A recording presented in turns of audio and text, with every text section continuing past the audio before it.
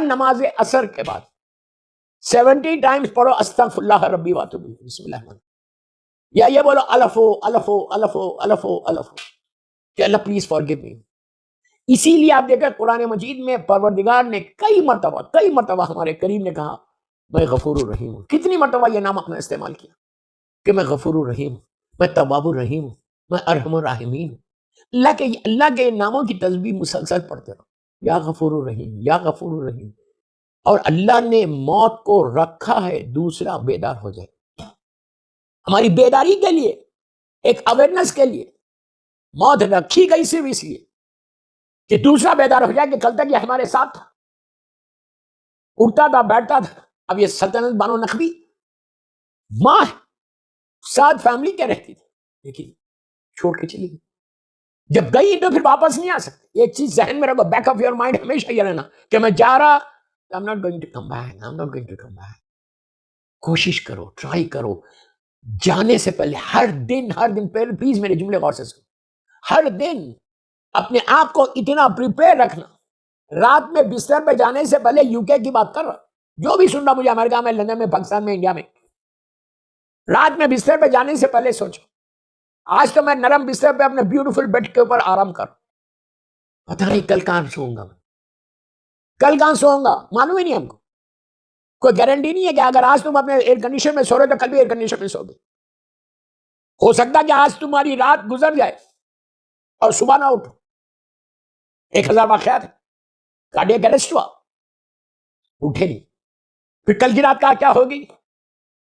اس لحظ میں ہوگی کہ جہاں نہ کوئی چراغ ہے، نہ کوئی لائٹ ہے، نہ کوئی بیڈ ہے، نہ تمہارا پیلو ہے، کچھ نہیں ہے، میں رہوں گا، وہ اندھیرا ہے۔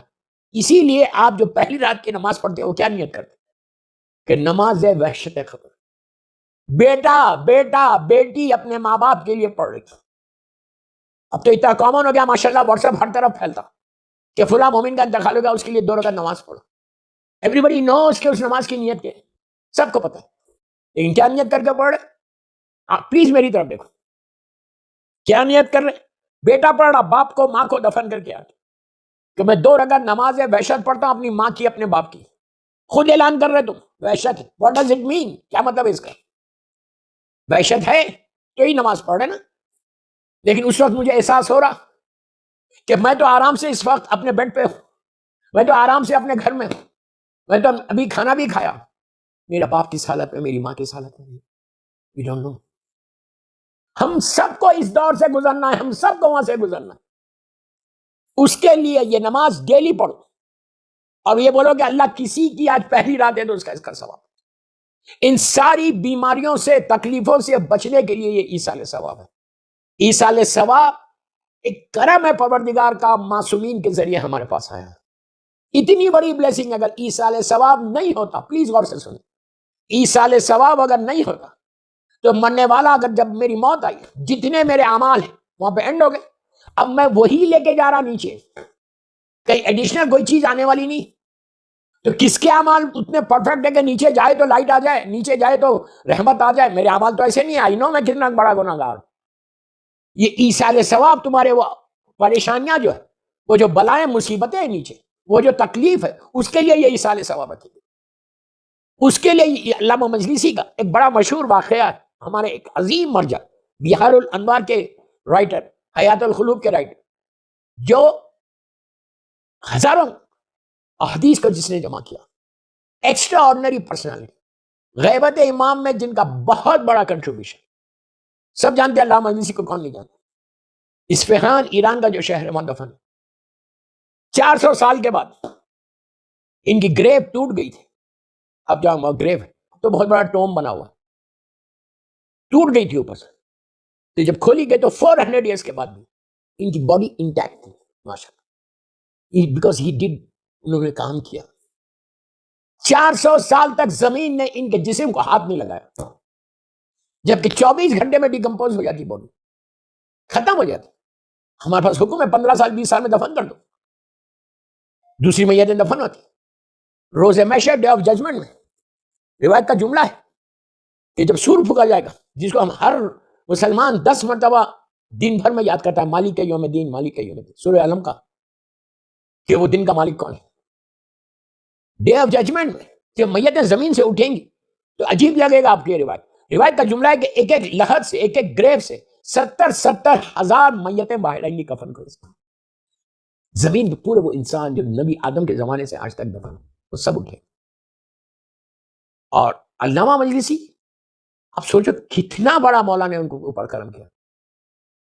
ابو تراب کا چاہنے والا تھا تو تراب نے ہاتھ ہی نہیں لگایا، زمین نے ہاتھ ہی نہیں لگائی. ایسے کئی واقعات ہیں کہ زمین میت ہزار ہزار سال کے بعد بھی کھلی، باڈی انٹیکٹ. یہاں تک کہا گیا کہ علامہ مجلسی کے چہرے پہ جو غسل کی نمی تھی 400 سال تک. میں فیری ٹیل سٹوری نہیں سنا رہا ان کی، یہ پورا واقعہ لکھا ہوا. اس کے بعد کفن میلا نہیں ہوا 400 ایئرس، 1000 صدی کے ہے یہ. اور اب کا واقعہ آئی آئی تھنک لاہور انقلاب کے بعد کا. کفن میلا نہیں ہوا. اور ایک بات بولو، چہرے پہ جو داڑھی کے اوپر خضاب تھا، مہندی تھی، اس کا رنگ نہیں گیا تھا. بیکاز ہی ورک فار اسلام. انہوں نے اپنی اس زندگی کو ضائع نہیں کیا. اللہ معاف کرے ہم کو، اللہ ہم کو معاف کر دے. اس زندگی کو ویسٹ نہیں کیا. میں سارے سننے والوں کو بول رہا جو اس وقت سن رہے مجھے امریکہ میں، یو کے میں، سلطنت بانوں کی وجہ سے زندگی کا ایک مشن بناؤ. ایک مشن بناؤ کہ ہم کو دن بھر میں 24 گھنٹے میں کوئی نہ کوئی کام ایسا کرنا جس سے میرا مولا راضی ہو جائے. صلوات پڑھ لیں محمد والے محمد پر. کام کرو گے تو آلویز یور دیر. علامہ مجلسی اتنی بڑی پرسنل اصفہان کے رہنے والے، 400 سال تک ان کی جسم کو زمین ہاتھ نہیں لگاتی. کام ایسا کرنا. ان کی زندگی کے کئی واقعات ہیں. میں ان کی زندگی کے واقعات نہیں بتا رہا، میں آپ کو صرف یہ بتا رہا کہ مرنے کے بعد ان کی زندگی کا ایک مشہور واقعہ ہے جو نجف اشرف کا. اللہ ہم کو مولا کی زیارت نصیب کرے. ایصال ثواب پہ میں بات کر رہا کہ جو گفٹس ہم دیتے ہیں، جو ایصال ثواب کرتے ہیں، جو مجلس کرتے ہیں، جو نماز پڑھتے ہیں، جو صدقہ دیتے ہیں، اس کا فائدہ دیکھا. کیا فائدہ؟ انہوں نے ایصال ثواب میں انہوں نے وہ دیکھا، خواب میں دیکھا، خواب میں نہیں دیکھا. ان کے پاس ایک اسٹوڈنٹ آیا، نجف اشرف کا واقعہ، وہاں رہتے تھے اور درس دیتے تھے. ان کے پاس ایک ان کا جو اسٹوڈنٹس تھے اس میں سے ایک اسٹوڈنٹ نے آ کے کہا کہ علامہ یہ بتائیے کہ وادی السلام کیا چیز ہے؟ آپ کو سب کو پتا ہے. میں نے ابھی برمنگم کا جو اشرا پڑھا وہ برزخ ہی کا پڑھا کہ مرنے کے بعد کہیں مرو آپ، پاکستان میں، امریکہ میں، یو کے میں، انڈیا میں، افریقہ میں، کہیں بھی، تو جو انسان کو وہاں دفن کرنے کے بعد روح کے 2 ڈیسٹینیشنز ہیں. ایک ہے وادی السلام، ایک ہے وادی برود. وادی السلام سب جانتے ہیں، مولا کی زیارت پہ جو ہے، اللہ بار بار کرائے ہم کو مولا کی زیارت. وہاں پہ قبرستان ہے کہ جہاں 2 نبی بھی دفن. وہ وادی السلام میں ساری نیک روحیں رہتی ہیں، کہیں دفن آپ کو ٹرانسفر کر دیا جاتا وہاں پہ. اور وادی برود اللہ رحم کر، اللہ ہم کو معاف کر دے، اللہ ہم کو معاف کر دے. گناہوں کی وجہ سے بس وقت وادی برود بھی بھیج دیا جاتا اگر گناہ زیادہ ہو. وادی برود یمن میں ایک ڈیزرٹ ہے، ایک صحرا ہے کہ جہاں پر ساری بدروہیں، سارے کافر مشرکین، دشمنان اہل بیت، سارے گناہ گار رہتے ہیں. اللہ ہم کو معاف کر دے، ہمارے گناہوں کو معاف کر دے. وہ وادی برود میں تو ان سے آ کے سوال یہ کیا گیا تھا کہ علامہ یہ بتائیے کہ وادی السلام کیا ہے، وادی السلام کیا ہے. تو انہوں نے جتنا ان کو سمجھانا تھا انہوں نے سمجھایا کہ امام کے پاس رہتے ہیں، معصومین کے جلوے دیکھتے رہتے ہیں، ساری چیزیں بتائی. لیکن وہ اسٹوڈنٹ سیٹسفائیڈ نہیں ہوا. پلیز غور سے سننا کہ ایصال ثواب کا ثواب کیا ہے، کیسے تمہارے درجات بلند ہوتے اور کتنا مست ہے. میں سلطنت بانو نقوی کی فیملی کو یہی کہہ رہا ہوں، آپ نے جو کام کیا اس وقت بے انتہا چاہتا کہ اپنی ماں کے لیے، اپنی بیوی کے لیے آپ لوگوں نے جو یہ کام کیا. اس طرح ہمیشہ یہ نہیں کہ ایک مجلس برسی کی کر لو اور بھول جاؤ. نہیں، اولاد کو چاہیے کہ 24/7 ایک سلوات بھی پڑھے تو صبح میں نیت کر لو کہ میرے دن بھر کے سارے سلوات کا ثواب. سلوات کیا ہے؟ بسم اللہ الرحمن الرحیم، اللہم صلی علی محمد وآل محمد وعجل فرج. پروردگار یہ سارے دن بھر کے میرے جو ثواب سلوات ہے، اس کا ثواب تو میری ماں کو، میرے باپ کو، بھائی کو، بہن کو، سارے مرحومین کو دے دیتے. بس آپ کو بولنا ہی ہے، آپ کو نیت کرنا ہے. تو دن بھر تم نے اگر 100 مرتبہ بھی سلوات پڑھے تو 100 کا ثواب تمہارے ماں باپ کو اس کا اجر ملے گا. اینڈ وی ڈونٹ نو ایک سلوات کا ثواب اتنا. تو 100 اگر آپ پڑھ دن بھر میں نماز میں اس میں سب میں، تو ایسی میں مثال دے رہا آپ کو یہ کہ کوئی نیکی کرو، کوئی نیکی کرو، کوشش کرو کہ اس کا ثواب مرحومین کو دے دو. تو علامہ مجلسی نے اس اسٹوڈنٹ کو سمجھایا کہ وعلیکم السلام کیا ہے، وہ سیٹسفائیڈ نہیں ہوا. اس نے کہا نہیں علامہ میں سیٹسفائیڈ نہیں ہوا، آپ مجھے اور ایکسپلین کریں. علامہ ہے وہ، انہوں نے کہا بیٹا کب تم آنا، کل آ جانا، میں کوشش کروں گا.